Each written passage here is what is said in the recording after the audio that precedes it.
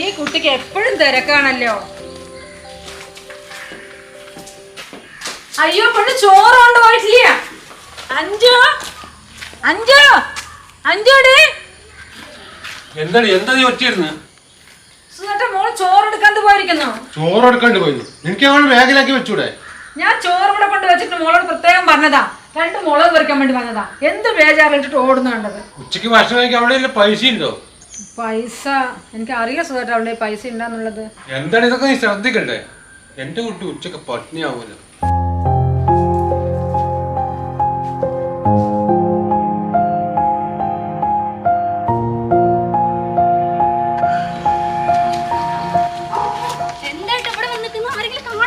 ഞാൻ റോഡിന്റെ അപ്പുറം 2-3 ഏട്ടന്മാർ ചോദിച്ചപ്പോ ഞാൻ ഇങ്ങോട്ട് വന്നു. വീടിന്റെ അടുത്ത് തന്നെ വന്ന് നിൽക്കണല്ലേ?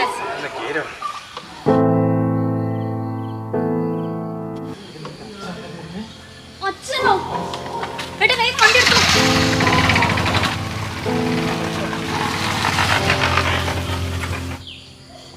മോളെ മോളെ അഞ്ചു അവിടെ നിക്ക്. എന്താ അച്ഛാ? എന്താ ചോറെടുക്കാൻ മറന്നു? ആ അച്ഛാ പെട്ടെന്ന് ഇറങ്ങിയപ്പോ മറന്നു പോയതാ. കുറച്ചിന് സമയം വൈകുമോ? ആ അച്ഛന് സമയം ഞാൻ പോട്ടെ.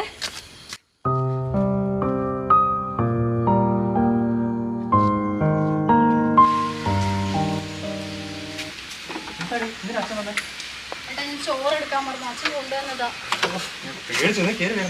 ഞാൻ കോളേജിൽ പോകണോണ്ടല്ലോ അവിടെ നിന്ന് ഇറങ്ങുന്ന സിനിമയ്ക്കൊക്കെ പോകുമ്പോ എന്തോ എന്റെ അഞ്ചിന് സെന്റിമെന്റ് അടിക്കാൻ കയറി ഇടുന്നു. സമയം പോയി.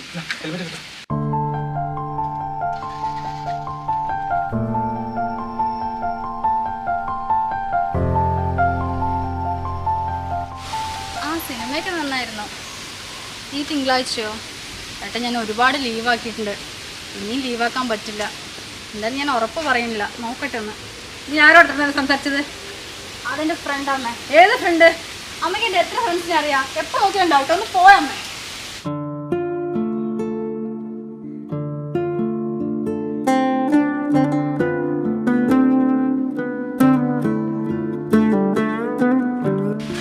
ഫ്രണ്ട് പോകുന്ന കണ്ടോ? കൊറേ നേരം അവിടെ സംസാരിക്കണം. ആരോടാ? ഫ്രണ്ടോ? ഇത് കൊറേ ദിവസമായി തുടങ്ങിയിട്ട് എന്തോ എനിക്കത്ര ശരിയായി തോന്നുന്നില്ല. ഞാൻ അതും പറഞ്ഞ് നിങ്ങൾ ഇരുന്നോളെ. എന്റെ സമാധാനം മുഴുവൻ നഷ്ടപ്പെട്ടു.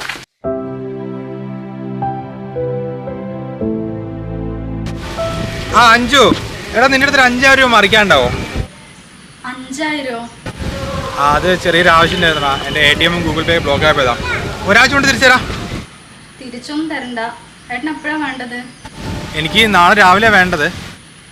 ഞാൻ അച്ഛനോടൊന്ന് ചോദിച്ചു നോക്കട്ടെ. കിട്ടുകയാണെങ്കിൽ നാളെ ബസ് സ്റ്റോപ്പിൽ വരുമ്പോൾ കൊണ്ടുവരാം. ആ ഓക്കെ താങ്ക് യുടാ. I love U.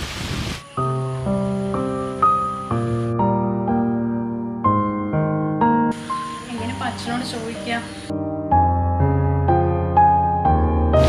എടാ നിനക്ക് എത്ര പൈസയാണ് ഞാൻ തരാനല്ലേ? 5000 കുണുവിയോ? എടാ നാളെ തരടാ. അതെനിക്ക് മരുന്ന് കിട്ടണം. പൈസ തരടോ. എനിക്ക് മരുന്നില്ലാണ്ട് ഉറക്കം വരില്ല. അതുകൊണ്ടാ. നീ എത്തിക്ക്. അതിന് 5000 രൂപ. 2 മാസം വെച്ച് കച്ചവടം വളരെ കുറവാണ്. ഇനി സാധനം എടുക്കാനും പൈസ ഇല്ല. എന്താ ചെയ്യുക? അതിനെന്തിനപ്പം നിങ്ങൾ ഇത്ര ടെൻഷൻ അടിക്കുന്നത്? മോൾക്ക് കല്യാണത്തിനുള്ള സ്വർണ്ണമൊക്കെ ഉണ്ടാക്കി വെച്ചിട്ടുണ്ടല്ലോ. അതൊന്ന് കുറച്ചെടുത്ത് പണിയും വെക്കും. കച്ചവടം കിട്ടുമ്പോൾ നമുക്ക് തിരിച്ചെടുക്കാലോ. അയ്യോ മോളുടെ സ്വർണ്ണത്തിൽ തൊട്ട് കളിക്കില്ല. അതുണ്ടാക്കി കഷ്ടപ്പാട് എനിക്ക് മാത്രമേ ഉള്ളൂ. അതിനിപ്പോ കല്യാണം നമ്മളിപ്പോ കഴിപ്പിക്കാൻ പോകുന്നുണ്ടോ? പൈസ കിട്ടിയപ്പോൾ സ്വർണ്ണം ഉണ്ടാക്കി വെച്ചെന്നല്ലേ ഉള്ളൂ. നിങ്ങൾ ധൈര്യമായിട്ട് അങ്ങ് എടുക്കും. കല്യാണം ഇപ്പോഴല്ലെങ്കിലും കുട്ടിക്ക് ഉണ്ടാക്കിയ സ്വർണം നമ്മൾ എടുക്കുക എന്ന് പറഞ്ഞാൽ അതൊരു വല്ലാത്തൊരു വിഷമം. അച്ഛാ ഒരു 5000 രൂപ ഉണ്ടാവോ? അടുത്ത മാസം കോളേജ് ട്രിപ്പ് പോകുന്നുണ്ട്. നാളെ തന്നെ അഡ്വാൻസ് അടയ്ക്കണമെന്നാ പറഞ്ഞു. മിസ് ഇപ്പോൾ വിളിച്ചിട്ടുണ്ടായിരുന്നു. നല്ല കാര്യമായി. അച്ഛനിപ്പോ ഷോപ്പിൽ കിടക്കാൻ പൈസ ഇല്ലാണ്ടിരിക്കുക. അപ്പഴാ നിന്റെ ടൂറ്. അതിപ്പോ നാളെ രാവിലെ തന്നെ അടയ്ക്കണമെന്നാ വിളിച്ചപ്പോ പറഞ്ഞത്. മോള് പഠിച്ചോ? രാവിലെ ഞാൻ അടയ്ക്കുന്നത്.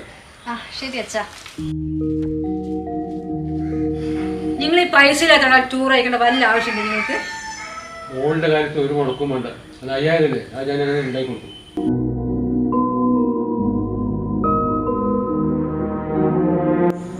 എന്താണ് അത്യാവശ്യമായിട്ട് കാണണം പറഞ്ഞേ? എന്തെങ്കിലും പ്രശ്നമുണ്ടോ? വീട്ടിലെന്റെ കല്യാണം നോക്കുന്നുണ്ടോ എന്നൊരു ഡൗട്ട്. എനിക്കെന്തോ നല്ല ടെൻഷൻ ഉണ്ട് ഏട്ടാ. ഞാൻ നമ്മുടെ കാര്യം വീട്ടിൽ പറയട്ടെ? അയ്യോ എൻ്റെ കാര്യമോ? എടാ അഞ്ചു അത് വേണ്ട, പെട്ടെന്ന് കല്യാണം എന്നൊക്കെ പറഞ്ഞ. അല്ല നിന്റെ വീട്ടിൽ പഠിപ്പ് വേണ്ടില്ലേ കല്യാണം നടത്തുള്ളൂ പറഞ്ഞു, പിന്നെന്താ ഇപ്പോൾ? അങ്ങനെ തന്നെ അന്ന് പറഞ്ഞ്, പക്ഷേ എൻ്റെ കല്യാണത്തിനുള്ള സ്വർണം അച്ഛനമ്മ ഇപ്പം തന്നെ വാങ്ങി വെച്ചിട്ടുണ്ട്. അതാ എനിക്കൊരു പേടി. സ്വർണ്ണോ? എടാ വീട്ടിൽ അനിയത്തി ഉള്ളതുകൊണ്ട് എൻ്റെ കല്യാണത്തിന് പെട്ടെന്ന് സമ്മതിക്കില്ല.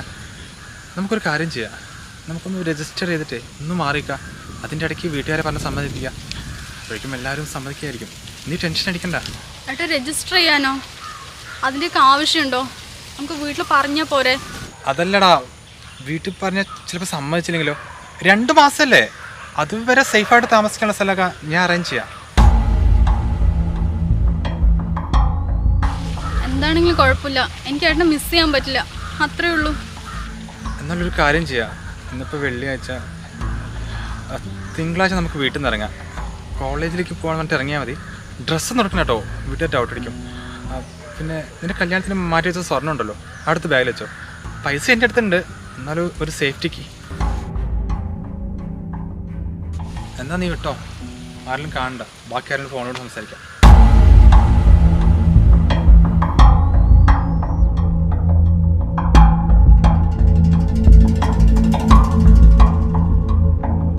എടാ സ്വർണ്ണമൊക്കെ ഓള് കൊണ്ടുവരാറുണ്ട്, പക്ഷെ ഞാൻ ഓളെ എവിടെ താമസിപ്പിക്കും? ആരെടുത്ത്? എടാ ഓൻ ലോകം ഉടായിപ്പാണ്, ഓൻ ഓളെ എവിടെയും കൊണ്ട് വിറ്റാലോ. അതെന്താ ആയിക്കോട്ടെ, പക്ഷെ അതിൻ്റെ കമ്മീഷൻ എനിക്ക് കിട്ടണേ. കുറച്ചു കാലം ജീവിക്കേണ്ടത് അങ്ങനെ ആയി. മോള് വല്ല സമയം കഴിഞ്ഞു, വിളിച്ചിട്ട് കിട്ടുന്നില്ല. മനസ്സിലാണെങ്കിൽ ഒരു സമാനമില്ല. സുധേട്ടാ, അലമാരി വെച്ച സ്വർണം ഞങ്ങൾ എടുത്തോ? സ്വർണ്ണോ? അത് ഞാൻ എടുത്തില്ലല്ലോ. എന്താ അവിടെ ഇല്ല? ഇല്ല സുധേട്ടാ, അവിടെ ഒന്നും കാണുന്നില്ല. കാണുന്നില്ലേ? മോളുടെ കല്യാണത്തിൽ സ്വർണ്ണോ? ശരിക്കും പോയി നോക്ക്. ഞാൻ അവിടെ എല്ലാം ഇവിടെ നോക്കിയതാ. എന്റെ ദൈവമേ, ഞാൻ എവിടെ പോയി നോക്കാം?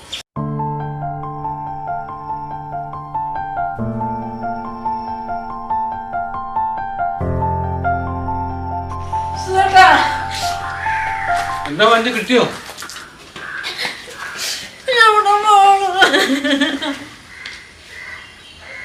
എന്താണ് എന്താണ്?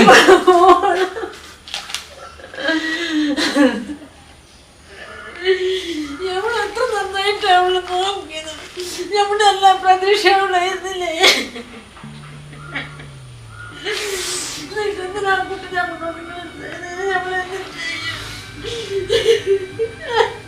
ആരോട് പോയോ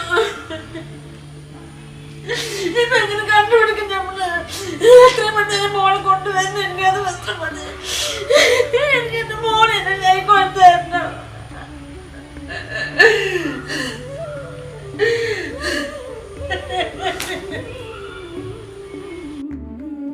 ഇതുപോലെ ഒരുപാട് ചതിക്കുഴികൾ നമ്മുടെ പെൺകുട്ടികൾക്ക് ചുറ്റും എന്നുമുണ്ട്.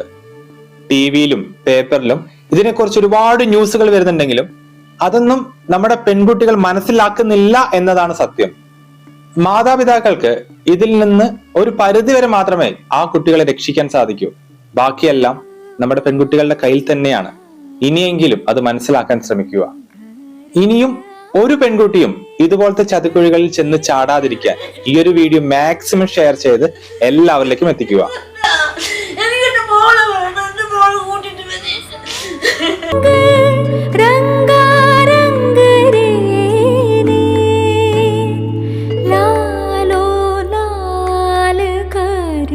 दी